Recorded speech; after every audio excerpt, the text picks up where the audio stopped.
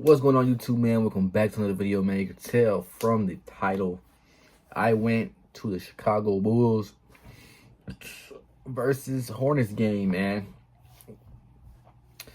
Y'all see the jersey in the back. I'm washing my clothes and shit. Obviously, I already went there.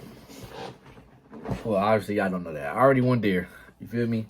I went to the game. I did not vlog this game, and honestly, I'm glad that I didn't even try because there's just been a lot of bullshit footage because Chicago Bulls got their ass blown the fuck out. Blown out. This game was taking place in Chicago. Videos that I took, I'll put some of them on the screen here as I'm talking about it to show y'all where we're sitting at, who I went with, things of that nature, man. Just give y'all a little brief discussion. I'm kind of glad I didn't vlog it because, like I said, it was just a blowout, man. Bad game on the Chicago Bulls end, man. And that's kind of what I want to talk about more. I'd rather talk about just a recap of the game real quick on this channel to give a little kind of promote also my other channel that I have going on. So make sure to subscribe and tap in, and then also look in the link in the description for my basketball channel. You feel me? Yeah, let's talk about it real quick, man. Chicago Bulls versus the Charlotte Hornets. That might have been the worst game I ever watched of the Chicago Bulls this season. And they just played the Trailblazers yesterday to end February off. And we lost that game as well. So we finished 0-11. 0-11 against, well, not against, but 0-11 in the month of February. One of our worst franchise performances ever. Literally didn't win a game the whole entire month. We played 11 games. Let me pull the stats up real quick. Actually, hold on. Save that tab for something else. Chicago versus Hornets. We lost by like 30, 40 points, y'all. 131 to 99, y'all. We didn't score 100 points. We lost by 32 fucking points. And I will say the game was competitive all the way through the first half. First quarter, second quarter, both started off kind of slowish. Both teams were going on runs in the first half. And that third quarter, during halftime, me and the guys, we went up. Well, we got out of our seats to go use the bathroom. You get your boing boing. And we're eating our food, using the bathroom, woo woo. And we missed like the first 3 minutes of the third quarter. And I wish I didn't, because in those 3 minutes that we missed, the Hornets literally went on a 15-8 run. And that basically set the tone for the rest of the game, because we ended up only scoring 16 fucking points in the third quarter. 16 points in the third quarter, y'all. And they scored 42, which basically gave them the win right there, y'all. I'm not going to lie to you. That basically gave them the dub, because the starters were out the game in the fourth quarter, y'all. Nobody played. Well, the Charlotte Hornets starters were out the game. The Bulls, we still had Modest going in there. Shout out to Modest, man. Career high 32 points. Got to witness that with my own eyes. So shout out to him. Josh Giddey didn't play that well. He only had like fucking 10 points, I believe. Let me check. I don't want to tell y'all some false information. Josh Giddey. Yeah, 8 points. He had 8 points. Modest 32. Isaac Okoro 7. Patrick Williams actually played solid, to be honest. He played solid.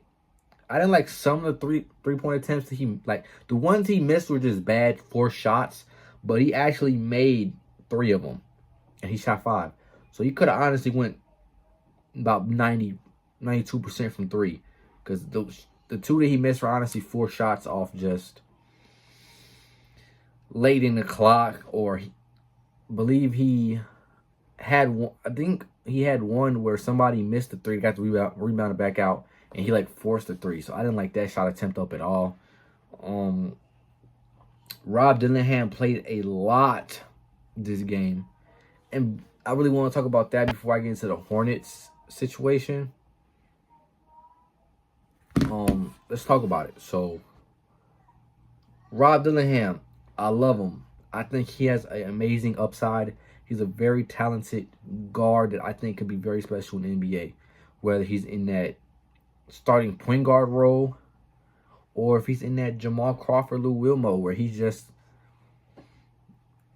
comes off the bench in that 6-man role and just gives automatic buckets, kind of like a Malik Monk role. I kind of like that for him, but he needs to learn how to play NBA basketball. The skill is all there. I say he has the IQ. He's just OC as fuck. And I can say that because that's how I started off playing basketball. I was OC as shit. I was quick as fuck. Didn't really know how to use my body. Didn't really know how to use my speed. And it took me 1 year of playing. 1 year of playing to, well, not even a year, kind of half the season for real. For me playing and getting into a rhythm of playing basketball and practicing every day. Of course, it's a little different for the NBA because they don't practice. They don't have time to practice because they're traveling and shit. So basically, what I kind of want for Rob Dillingham is for him to just get minutes, a lot of minutes in the rest of the season. Obviously, we don't plan on trying to make the play and win games anymore. So let him start or put him in position where he's playing 20-plus minutes a game. He played 23 minutes today. I want to check him. He played against Trailblazers because I was watching that game yesterday. He was in. Just let him just get as much game time experience as possible. Let him get all the film as possible. Let him make all the mistakes as possible. So we can go into the off season, and I hope we keep him. I don't know if he's up for a contract or not, or I hope we don't trade him in general. Hope we do decide to keep him, and we actually just let him develop and we build him. Let him get that offseason work. Let's see how he comes into the season next year. Let him play in the first 5 to 10 games. You feel me? Because we're probably going to be asked next year too. So let him play in the first 5 to 10 games. Let him get his film up. Let's see what's there. And if it's not, well, if it's looking better than what it would look like this season, I say just send him to the G League, y'all. Send him to the G League and let him just hoop out there in the G League and, you feel me, get as reps up as possible. Let him play up with us as well, and just let him fucking hoop and get as much game time experience as possible, y'all. Because I really think, Rob Dillingham does have a high fucking ceiling and can be out there giving us buckets and help us win in the near future. Obviously, we had no Jaden Ivey and no Simmons this game against for the Hornets and last night. Both those guys are injured. I don't know what Simmons' injury is. I know Ivy has some soreness in his knee. I don't know if y'all hear the baby screaming in the background. I do apologize if y'all do. Trey Jones, he didn't play that well for the Hornets, but yesterday he had like a 20 ball against the Blazers. So that's another guy that's been injured for us this year too, on and off. And I think that we should keep him as well. Obviously, I think we should only have like 4 guards signed next year. And we have about like 8 right now. So I don't know what the fuck this is going to look like. Obviously, we're keeping Josh Giddey and things. I think we get rid of Colin Sexton, even though I love him. I just want him to go. Trade Colin Sexton to a contending team. Trade him to the Warriors or something so he can go contend for playoffs next year. That's what I think personally.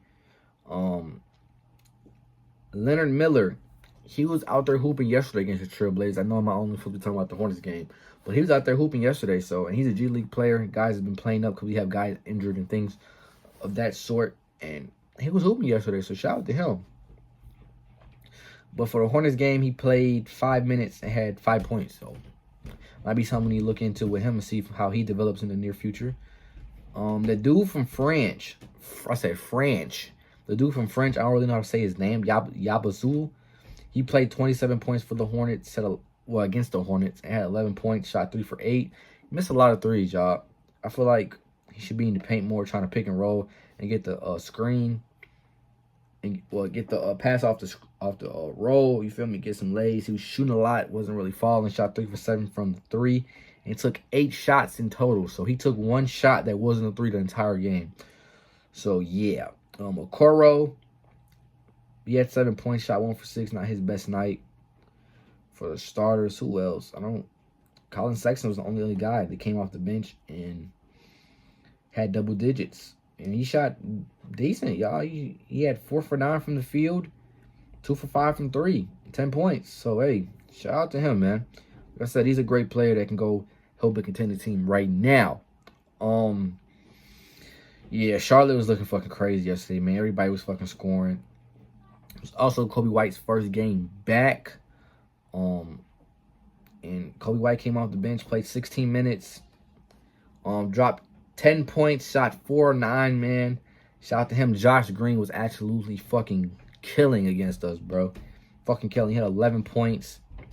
Shot 3 for 5, man. Like, 3 for 5 from the 3, 4 for 6 field goals. He was in that bitch like Peter Griffin on Family Guy. Corner 3. Corner 3. Trey Mann got minutes towards the end of the game. He had 7 points, 3 for 5. Grant Williams was hooping, y'all. Hooping. He was doing whatever the fuck he wanted to do. He had 11 points, 4 rebounds. Lamelo Ball didn't have his best shooting performance against us at all, but he had 16 points, 3 rebounds, 7 assists, and he got the win, man. So he's showing that he can play a winning brand of basketball even when his shot isn't on. So he shot 6 of 16 from the field, 4 of 12 from 3. Brandon Miller was on a fucking heater, though, so it made up for it. Brandon Miller had 23 points, shot 5 of 9 from the 3. Miles Bridges had a 16 ball, 6 of 11 for the field.